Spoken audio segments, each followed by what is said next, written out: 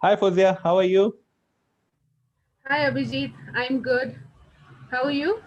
I am also good. You looking awesome. Oh, thank you. Thank Tell me something about yourself. What is how was Fozia? What her I mean from childhood? How was Fozia was and all the things we want to know Okay, so basically, everything. you want to know about me and my journey Yeah, so all far. total journey. We want to Okay, know. so like you just mentioned, my name is Fauzia Naz, and I'm basically from Bangalore, and I am actually a fashion designer by profession and qualification. And as a fashion design student, I have also won like two awards. One Asta Designer Award and the other is Smirnoff International Fashion Awards. For Wow, Smirnoff Awards, I won the zonal and the national finals, and I represented India for the international great, ones. great Fozia. Wow, Yeah, thank you. So that's how it started off my career. And for my journey, I've been into this field for like about 18 years now.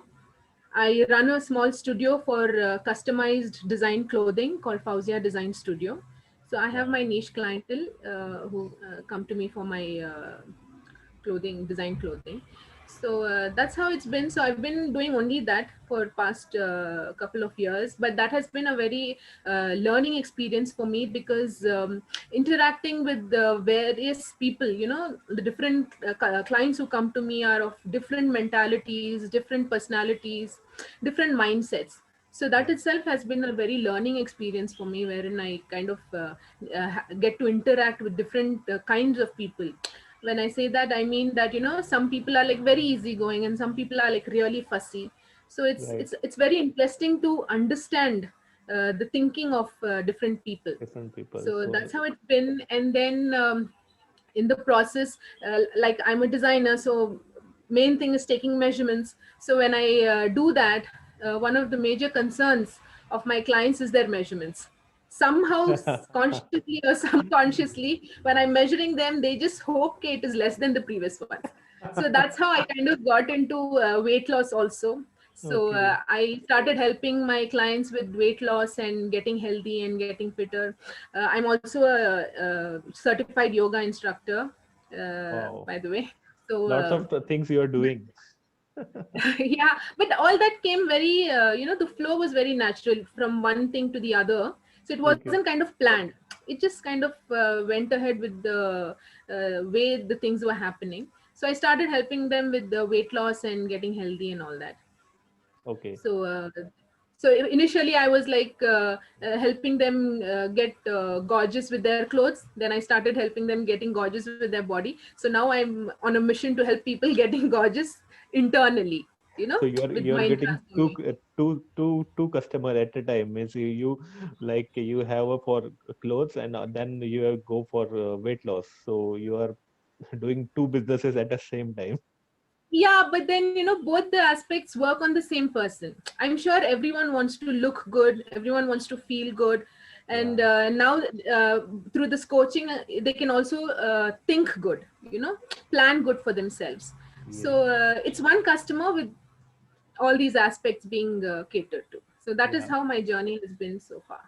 I always feel that whenever I go to like my designer, na, same thing happen. Like Mm. I think like it should come. My inches will be come a little bit Yeah, that lower. is That's how correct. Everyone have it's that, even human I have that, mentality. even I yeah. So that is how it is. So what one word that defines Fozia?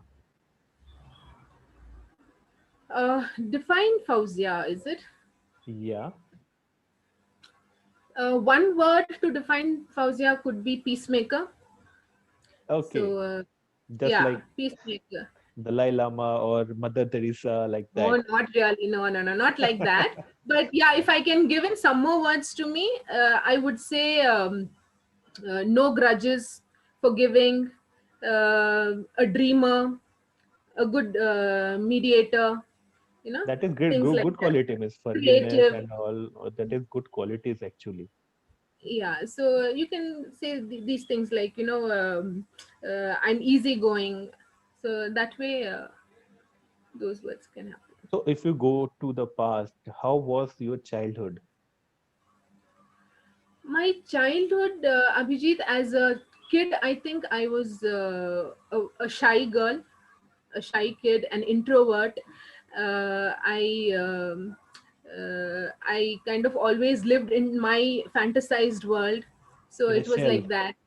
Yeah, I was in a shell, and I knew I was good at a lot of things, especially art skills. Like I was good in painting and drawing. I used to take the erasers, the rubbers, and then take a blade and carve things, Arre wow. sculpting. Wow. Huh. So those things, I was more interested in creative things and artistic things. So that's how I was, and I was basically in a very protected shell, and I was pampered. I live in a joint family, so we used to. My father is the eldest brother of, and they are like seven brothers and two sisters. So all Yeah. of them lived in the same house. So So they're it was like a protecting big Fozia, it was a big kind of. joint family, basically because I think as a child I was very sensitive. Even if somebody kind of spoke to me a little loud, or a little with a strict tone, I would start crying. So Oh, everyone, by no choice, they had to speak very nicely to me. Yes, hmm. I was a well behaved kid, so I didn't trouble them. So I was pampered. So that is how my childhood has been. So what did you learn from that phase of your life? From my childhood, is it? Yeah. See, like I said, we lived in a joint family. So we were like about 20-25 people living in the same house. So the house was like big. It was those British time houses, mansions. So it Yeah. was like 13,000 square feet with big compound and all that. So it was big. So up to 25 to 30 people we were there. And then when family got expanded, we dispersed. But since it was a huge family, there was a lot of care, concern, love, yet there were a lot of differences, because so many people that are bound to have Yeah, lots of. differences, arguments. Just Yeah, like Big House, arguments. Big Boss. Yeah, there are arguments, there are differences, there are unpleasant moments also. But my mom was very particular that no matter what problems happened with the elders, kids should be the way kids are supposed to be. They should not get influenced.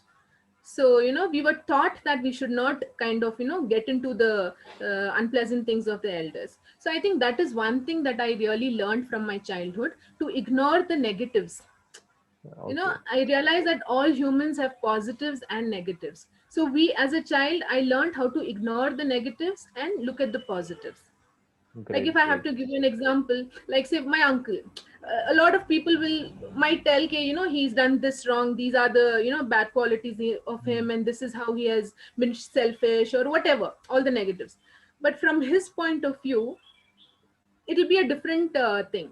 Yeah, According to him, he'll be the hero. He would have right. sacrificed, he would have compromised, he would have been selfless and helped others. So this is one thing that I saw, that no matter what others said, from their perspective, they are the hero. They are So right. you And always have to consider the positives and let go the negatives. So that is right. one thing that I learned. Yeah, that is good. Like I also like, I work on my weaknesses. Also think only positive. Hmm. Like be always like to be positive people like you. So so I want to know like where you see yourself from 5 years from now. From 5 years from now, I don't know whether it would take me 5 years or 3 years, but yes, I have some plans for the future.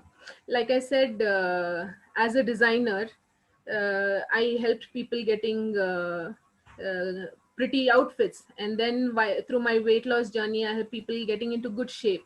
And now through coaching, I will be helping them in getting good frame of mind, Yeah, clarity in their vision. So down the line, I am definitely looking at providing a platform where people can get complete transformation, mind, body, and style. So if you say 5 years down the line, I would be looking at a successful studio where people can get and come and get their transformation journey experienced, okay. So uh, it's global problem. okay. So it's been started now. Like all the things will be in, I think, in lockdown phase. So your business is started now. Yeah, I have been helping people. Okay.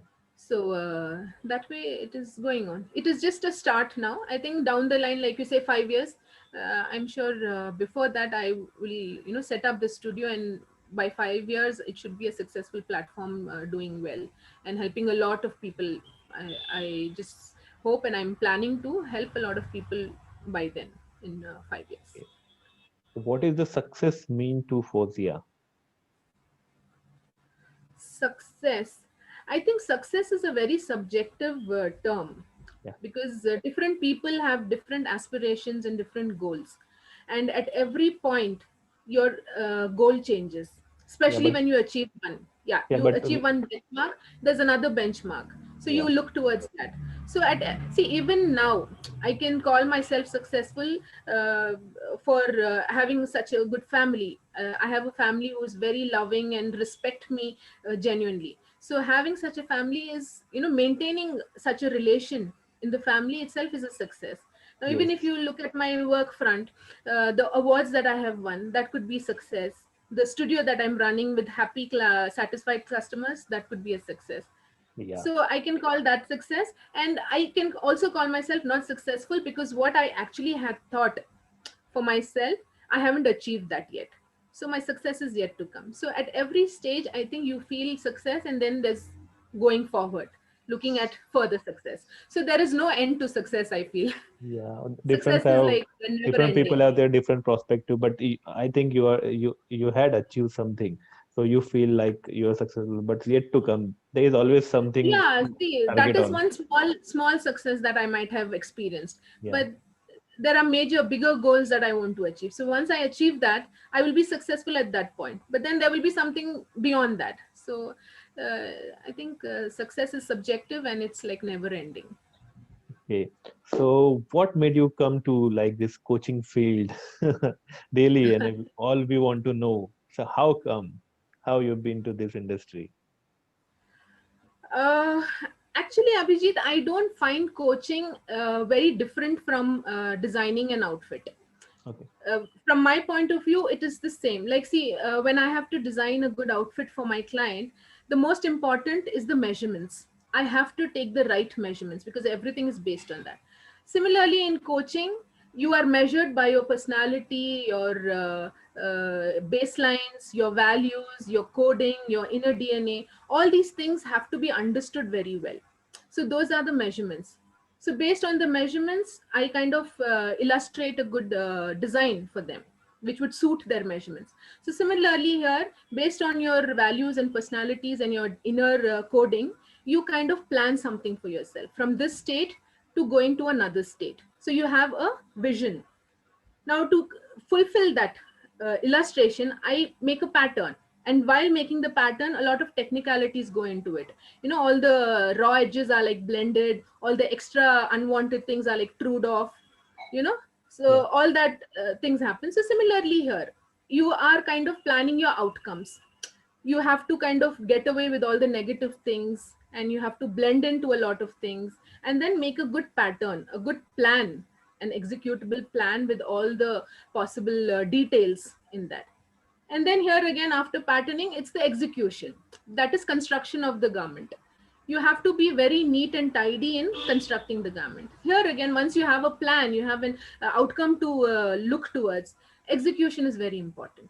So once you kind of do the executions, taking care of all the details and all the nitty-gritties of that outcome, is when you come with your success. So here again, when the dress is ready, according to the measurements, according to the pattern, and good finishing is done, the client is happy and confident wearing that. Here again, when everything is like followed according to the personality baselines and as planned into the outcomes and as executed as planned, then the success is bound to happen, and people are happy and confident with what they get. So for me, both are same process. So here I'm doing it, here I will be helping them do themselves. So that's the only difference. So that is So how for me getting into coaching was natural. Natural. Great, great. Yeah, Many it came people in find it naturally. difficult, but it's like cup of tea for you. That's great. Well, it's not cup of tea, but at least I have the clarity of the You have the process. idea, somewhat Yeah, idea. I have the clarity of process, and I am kind of confident because to get this clarity, years of experience go into it. And me, fortunately, me being certified or trained under Arfin Khan, all his precious years of experience with Yeah, various people from various levels of people, celebrities to all different kinds of people, he's taken an extract and made a system. So right. me, when I follow that system, it makes a cup of tea. Otherwise, it's not a cup of tea. So, one thing you want to say to our viewers who are watching this video. So, I think,